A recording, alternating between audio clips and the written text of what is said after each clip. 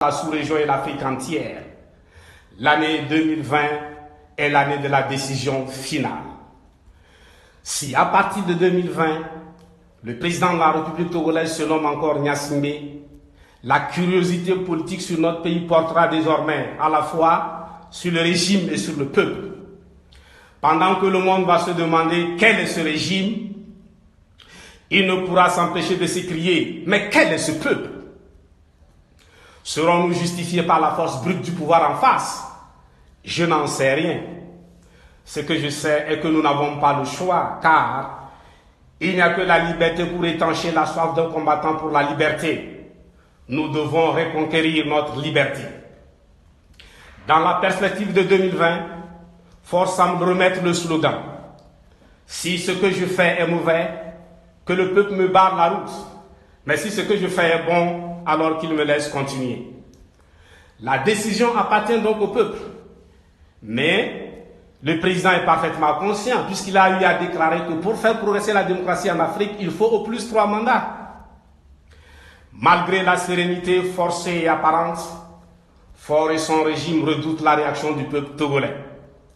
Faure Gnassingbé est un homme qui est en train de tenter sa chance. Il dit s'en remettre à son parti parce qu'il sait très bien que l'RTT unir, c'est lui. La sagesse nous enseigne que les bonnes décisions, parce qu'elles sont prises en accord avec le cœur et motivées par l'intérêt général, libèrent et mettent à l'aise ceux qui les prennent, tandis que les mauvaises décisions enchaînent leurs auteurs. Dans la situation de notre pays, les bonnes décisions sont dans le sens suivant.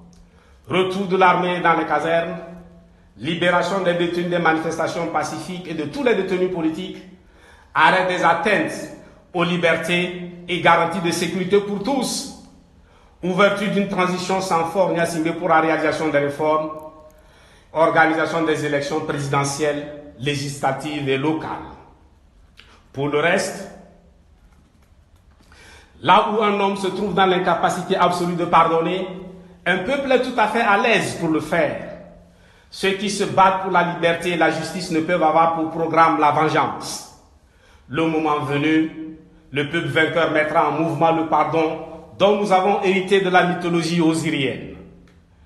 L'affolement actuel du pouvoir, qui explique l'inflation législative, précède la débâcle, la débandade dans les rangs de la minorité et l'effondrement total du système. Mais, contrairement à ce que pourraient penser les tenants du régime, l'horizon 2020 n'est pas un horizon de violence, de feu, de sang, de malheur ou de larmes. L'horizon 2020 est certes un lieu de rupture, mais il est surtout un lieu de maturation, de régénérescence totale, de renaissance, de retrouvailles avec la liberté et la justice, un lieu de joie retrouvée, de réconciliation, un nouveau départ, le dos définitivement tourné à la dictature qui a fait tant de mal à notre pays.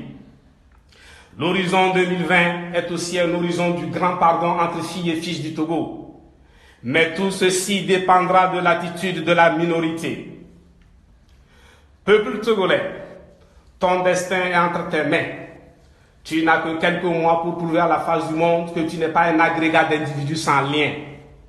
Sur la base d'un seul parti politique, un seul syndicat, une seule association, c'est-à-dire le Togo, préparons-nous et intensifions la mobilisation.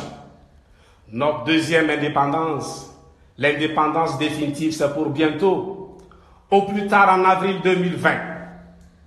Non au 4e mandat de Faure, non au 4e mandat de Faure, non au 4e mandat de